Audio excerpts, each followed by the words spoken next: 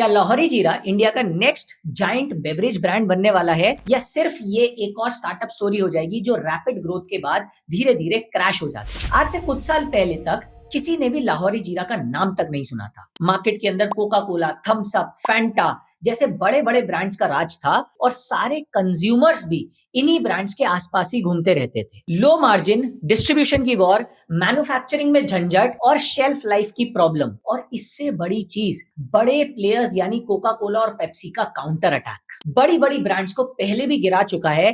क्या यही चीज लाहौरी जीरा फिर से दोहराने वाला था? तो कैसे किचन से शुरू हुए एक्सपेरिमेंट ने इंडिया के बेवरेज मार्केट को हिलाकर रख दिया, और क्या सच में लाहौरी जीरा के पीछे एक ब्राइट फ्यूचर छुपा है या इसकी कहानी भी एक टिकिंग टाइम बॉम्ब की तरह होने वाली है? चलिए जानते हैं इस वीडियो में। मेरा नाम है अर्चित मित्तल और आज की बिजनेस केस स्टडी में हम लाहौरी जीरा की पूरी केस स्टडी पढ़ेंगे। ये इन्फॉर्मेशन बहुत ढूंढकर हम लोग लाते हैं आपके लिए, तो प्लीज वीडियो को लाइक करना और चैनल को सब्सक्राइब करना। लाहौरी जीरा की कहानी 2017 से स्टार्ट होती है जब तीन कजन्स सौरभ मुंजा, सौरभ भुटना और निखिल डोडा मार्केट के अंदर, इंडियन बेवरेज मार्केट के अंदर एक ऐसा गैप नोटिस करते हैं जो बड़े बड़े जाइंट्स काफी सालों से इग्नोर कर रहे थे। उस वक्त मार्केट के अंदर कोला, ऑरेंज और लेमन जैसे फ्लेवर्स का ही डोमिनेंस था और पेप्सी और कोका कोला ने इस मार्केट पर बहुत ज्यादा राज कर रखा था। लेकिन इन सब के बीच में एक चीज मिसिंग थी, वो इंडिया का देसी टेस्ट जिससे कंज्यूमर्स पहले से ही फेमिलियर थे।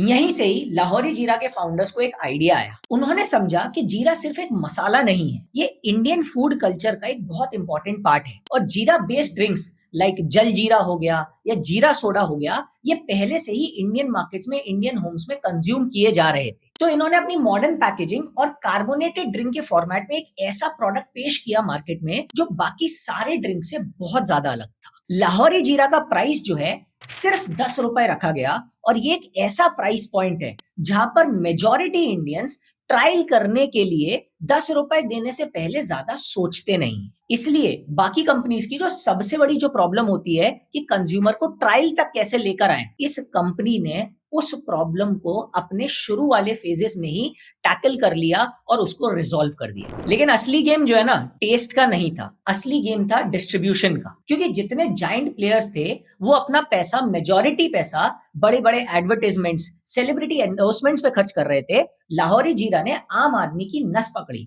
उसने देखा कि ये सारा का सारा जो आम आदमी है, ये एक्चुअली सबसे ज्यादा कहां जाता है? किराना की दुकान, पान की दुकान, रेलवे स्टेशंस और बहुत सारी ऐसी छोटी छोटी जगह थी जहां पे लाहौरी जीरा ने अपने डिस्ट्रीब्यूशन का सबसे पहला सेंटर बनाया और इन सारी शॉप्स को सबसे पहले क्रैक किया अपने डिस्ट्रीब्यूशन गेम के अंदर। धीरे धीरे लोगों ने प्रोडक्ट ट्राई करा और वर्ड ऑफ माउथ पे अपना काम शुरू कर दिया। सोशल मीडिया और बाकी के इन्फ्लुएंसर्स ने भी इस प्रोडक्ट की क्यूरियोसिटी और बढ़ा दी, और नतीजा ये हुआ कि ये जो प्रोडक्ट था पूरे मार्केट में बहुत तेजी से आगे बढ़ने लग गया। रिपोर्ट्स की माने तो फाइनेंशियल ईयर 2024 के अंदर इस कंपनी ने 314 करोड़ रुपए का रेवेन्यू करा और 2025 के अंदर ये रेवेन्यू बढ़कर 540 करोड़ रुपए हो गया। 73% का बम्पर इंक्रीज। पीक सीजन में तो लाहौरी जीरा की 50 लाख बोतल एक दिन में बिकने लग गई और इतना मैसिव डिमांड क्रिएट हुआ कि पूरा मार्केट इतनी स्पीड को देखकर चकरा ही गया।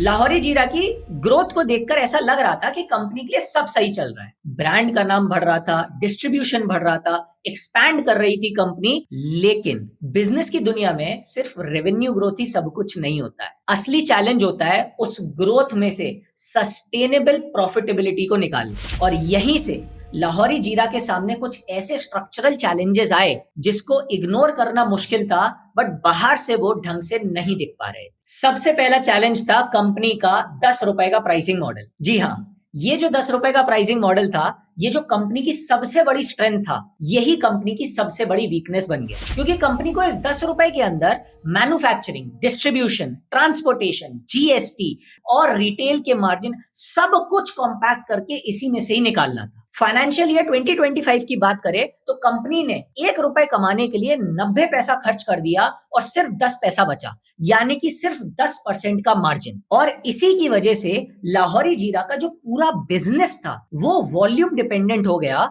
जब जब सेल्स बढ़ती रही तब तक कंपनी को कोई प्रॉब्लम नहीं थी, वॉल्यूम्स आते रहे, रेवेन्यू बढ़ता रहा। बट जैसे ही सेल्स में या वॉल्यूम्स में थोड़ा सा भी डिप देखने को मिलता, वहीं पर ही सारी की सारी प्रॉफिटेबिलिटी क्रैक हो जाती और वहीं पर ही आता लाहौरी जीरा का सबसे बड़ा चैलेंज। दूसरी तरफ कंपनी को मैन्युफैक्चरिंग प्रॉब्लम्स का भी सामना करना पड़ा। जैसे जैसे डिमांड इतनी तेजी से बढ़ रही थी, वैसे वैसे प्रोडक्ट की अवेलेबिलिटी कई जगहों पर एक चैलेंज बनने लग गई। एफएमसीजी इंडस्ट्री के अंदर सबसे बड़ा प्रॉब्लम होता है कि आपका स्टॉक मार्केट के अंदर अवेलेबल ही ना होना, क्योंकि कंज्यूमर तुरंत फिर आपके कॉम्पिटिटर वाले स्टॉक पर चला जाता है और आप हमेशा के लिए आप अपना एक कस्टमर लूज कर सकते हो। इसी डिमांड को पूरा करने के लिए कंपनी ने रीजनल प्लांट्स लगाए और कॉन्ट्रैक्ट मैन्युफैक्चरिंग का सहारा लिया। बट जैसे जैसे ये रीजनल प्लांट्स और कॉन्ट्रैक्ट मैन्युफैक्चरिंग बढ़ती जा रही थी, क्वालिटी मेंटेन करना भी कंपनी के लिए अब एक नया चैलेंज बन गया। इसके साथ ही इस प्रोडक्ट के अंदर शेल्फ लाइफ का भी प्रॉब्लम था। लाहौरी जीरा की रिपोर्ट्स के हिसाब से जो प्रोडक्ट की शेल्फ लाइफ थी वो 3 से 4 महीने की थी। इसी वजह से इन्वेंट्री की प्लानिंग और फोरकास्टिंग पहले से करना बहुत ज्यादा जरूरी थी। अगर किसी रिटेलर के पास कम प्रोडक्ट पहुंचा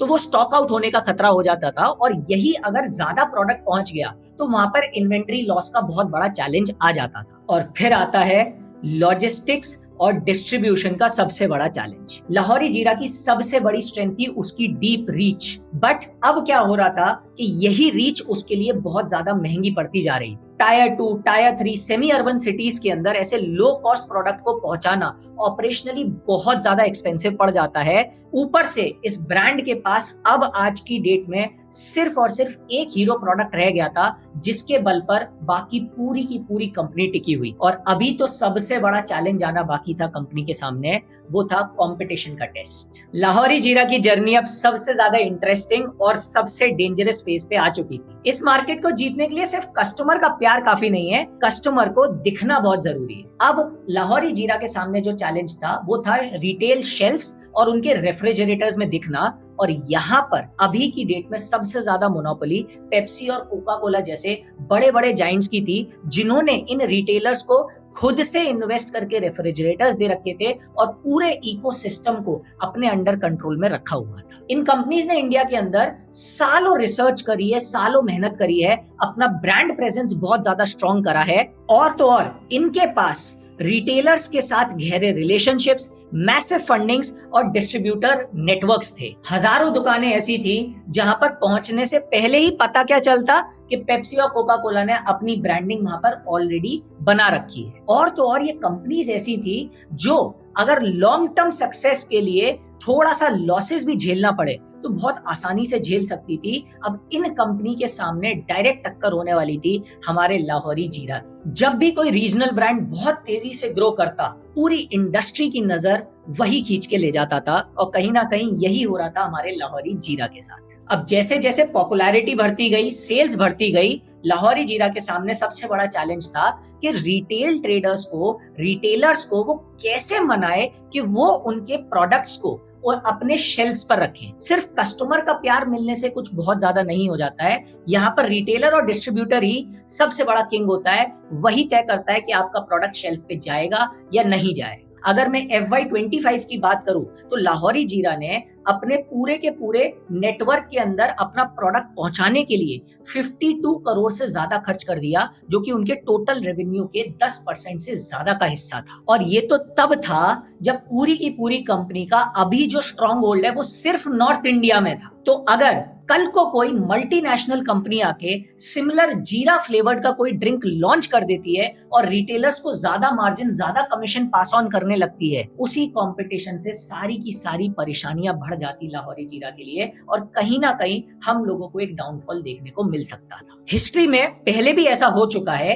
एक ब्रांड थी रिमझिम, उसके साथ सिमिलर हुआ था। उसकी मसाला बेस्ड कोला ड्रिंक्स मार्केट के अंदर बहुत ज्यादा पॉपुलर हो गई, और जैसे जैसे वो पॉपुलैरिटी गेन करता गया, इन्हीं बड़े जाइंट्स के सामने वो आ गया, कोका कोला और पेप्सी के, और इन्होंने जब अपना रिटेल नेटवर्क्स पे इन्फ्लुएंस दिखाना शुरू करा तो पूरे मार्केट के डायनामिक्स कब बदल गए ये रिमझिम कंपनी समझ ही नहीं पाई, और कहीं ना कहीं स्लो डेथ के स्पाइरल में फंसती चली गई। इसी वजह से इन्वेस्टर्स जितने भी हैं लाहौरी जीरा को लेकर बहुत ऑप्टिमिस्टिक हैं, पर कहीं ना कहीं थोड़े कॉशियस भी हो रखे हैं इस समय पर। कंपनी को अपने श्रिंकिंग मार्जिन्स पर काम करना पड़ेगा, मैन्युफैक्चरिंग की कैपेसिटी बढ़ानी पड़ेगी, और अपने प्रोडक्ट लाइन में और भी प्रोडक्ट्स को हीरो प्रोडक्ट्स बनने का मौका देना पड़ेगा। सिर्फ एक प्रोडक्ट से काम नहीं चलेगा। लाहौरी जीरा के ही और भी प्रोडक्ट्स, लाहौरी शिकंजी, लाहौरी नींबू पानी, लाहौरी कच्चा आम जैसे और भी प्रोडक्ट्स मार्केट में लॉन्च करना शुरू कर दिए हैं इस कंपनी ने अपने पोर्टफोलियो को डाइवर्सिफाई करने के लिए। लेकिन आज भी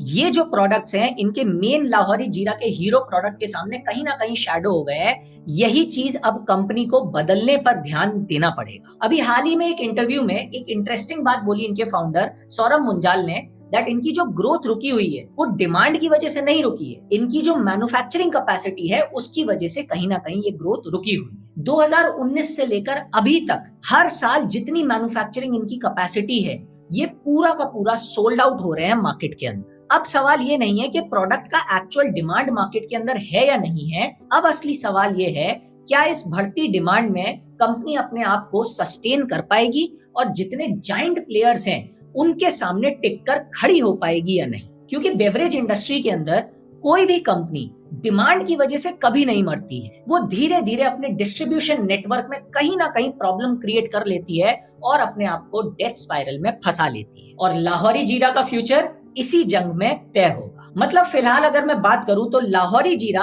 अभी इस समय एक फेलियर की कहानी नहीं है, बल्कि एक आने वाले टेस्ट की कहानी है। कंपनी ने ये प्रूव कर दिया है कि इंडियन मार्केट के अंदर देसी फ्लेवर्स की डिमांड बहुत मजबूत है। लेकिन अब असली चैलेंज ग्रोथ का नहीं है, सस्टेनेबिलिटी का है। क्या लाहौरी जीरा अपने मार्जिन्स इंप्रूव करके, प्रोडक्ट पोर्टफोलियो को डाइवर्सिफाई करके इन जायंट्स के बीच में अपनी जगह बना पाएगा, या फिर उन्हीं ब्रांड्स की तरह हो जाएगा जो चमके बहुत तेजी से थे लेकिन टिक नहीं पाए? इसका जवाब आने वाले कुछ साल दे ही देंगे। आप लोग मुझे कमेंट करके बताओ लाहौरी जीरा की बिजनेस केस स्टडी आपको कैसी लगी। अगली केस स्टडी किस कंपनी पे आप चाहते हो कमेंट करके जरूर बताना। सब्सक्राइब कर लो चैनल को, वीडियो को लाइक कर देना ऐसे ही और इंटरेस्टिंग बिजनेस केस स्टडीज के लिए।